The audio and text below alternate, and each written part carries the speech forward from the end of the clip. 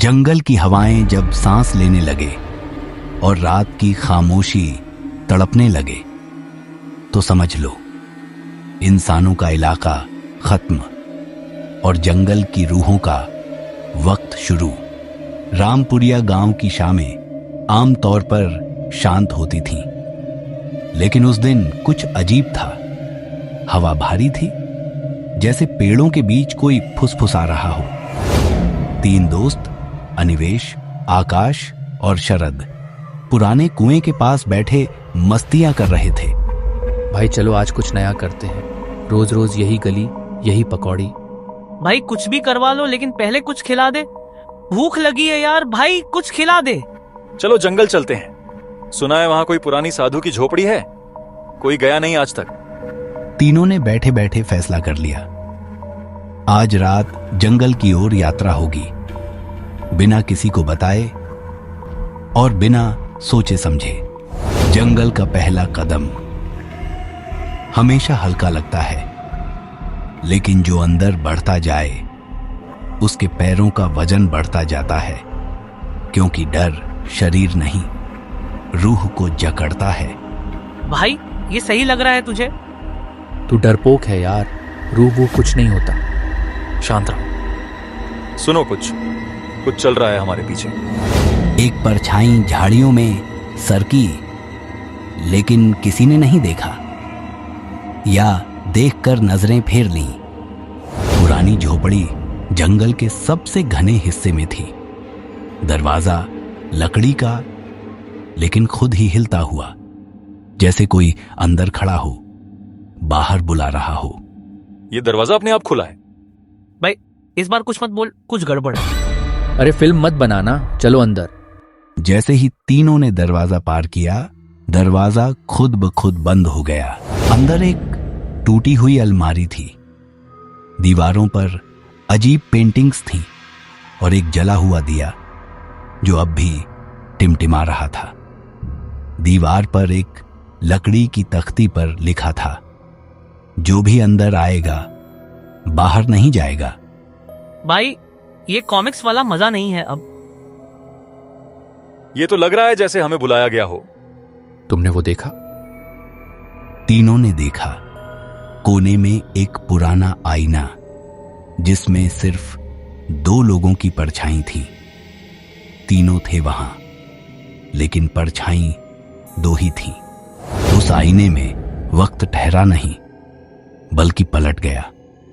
तीनों को अपनी मौतें दिखीं, एक लटकता हुआ शरीर, एक अधजली लाश और एक जो मिट्टी में जिंदा दफन था।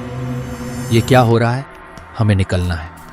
भाई कुछ खिला तो दो, मैं मरने से पहले समोसा तो खा लूं। हम तीनों में से एक पहले भी इस जंगल में मर चुका है और वो अब इंसान नहीं है। तीनों ने भागने की कोशिश की, लेकिन हर रास्ता वापस उसी झोपड़ी की ओर मुड़ता था, जैसे जंगल ने अपनी बाहें फैला ली हों। एक डरावनी हंसी गूंजी।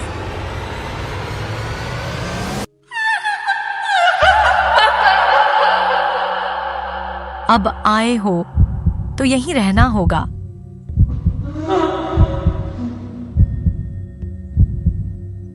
ये किसकी आवाज थी? माँ कसम, अगली बार घर से बाहर नहीं निकलूंगा, बस इस बार बच जाऊं प्रभु। आईने की दरार के पीछे एक दरवाजा था, जिसे खोलने पर एक पुराना स्केच मिला। 3 बच्चों का, जिनमें से एक की आंखें लाल थीं। ये मैं हूं। 20 साल पहले एक बच्चा इस झोपड़ी में खो गया था, जिसे कभी नहीं ढूंढा गया। वो अब इसी जंगल की आत्मा बन चुका था, और वो आत्मा थी अनिवेश। वो अनिवेश नहीं था, उसकी शक्ल में कुछ और था, और अब आकाश और शरद को कभी बाहर नहीं निकलने देना चाहता था। तुमने मुझे 20 साल पहले अकेला छोड़ा था, अब मैं भी अकेला नहीं रहूंगा। अरे भाई तू हमें क्यों मारना चाहता है? हमने तेरा क्या बिगाड़ा है? हम तो तेरे ही कहने पर यहाँ आए थे। वैसे भी मुझे भूख लगी है और ऊपर से तू हमें डरा रहा है। शरद और आकाश दोनों अवाक, जिसे वो सबसे समझदार मानते थे, वही अब उनकी सबसे बड़ी मुसीबत बन गया था। भाई तू तो अनिवेश था ना, हम तेरे साथ थे, तुझे कभी छोड़ा नहीं। यही तो तुम थे, लेकिन मुझे बचाया नहीं। अब बचने की बारी मेरी है। झोपड़ी की दीवारें हिलने लगी, जैसे जंगल उनकी सांसें निगलने आ रहा हो। आईना अब टूट चुका था, लेकिन वक्त उसकी दरारों में बह रहा था। तीनों का अतीत दिखा, वही दिन, वही रात। लेकिन अब वो तीसरी परछाई आईने से बाहर आ रही थी। अनिवेश दो हो गया था, एक इंसान, एक आत्मा, और अब दो नहीं, तीनों फंसने वाले थे। झोपड़ी अब एक भूल भुलैया बन चुकी थी। हर दरवाजा, हर खिड़की उसी जगह लौटती। तू जो भी है हमें छोड़ दे। छोड़ दूं? जैसे तुमने छोड़ा था मुझे उस रात। भाई मैं तो उस रात घर पे था, मम्मी की कसम। और कुछ खिला दे यार, डर से भूख लग रही है। हंसी की वो झलक अब एक कराह बन चुकी थी। आकाश ने एक मंत्र पढ़ा जो उसने दादी से सुना था बचपन में। जैसे को तैसा, जो अंदर है बाहर न जाए। उन्होंने झोपड़ी के चारों ओर आग लगा दी, क्योंकि आत्माएं बाहर नहीं आ सकती अगर रेखा शुद्ध हो। आग बढ़ रही थी। अनिवेश की आत्मा तड़प रही थी। वो चीख रहा था, मैं नहीं जाऊंगा अकेला। शरद और आकाश बेहोश हो गए थे। सुबह सूरज की पहली किरण के साथ ही जंगल का शाप टूट गया। वे दोनों उसी कुएं के पास जागे जहां से चले थे। भाई वो सपना था या? अरे पहले समोसा ला यार, भूख से आत्मा निकल जाएगी अब मेरी। शायद कुछ चीजें सच होती हैं, लेकिन सबके लिए नहीं।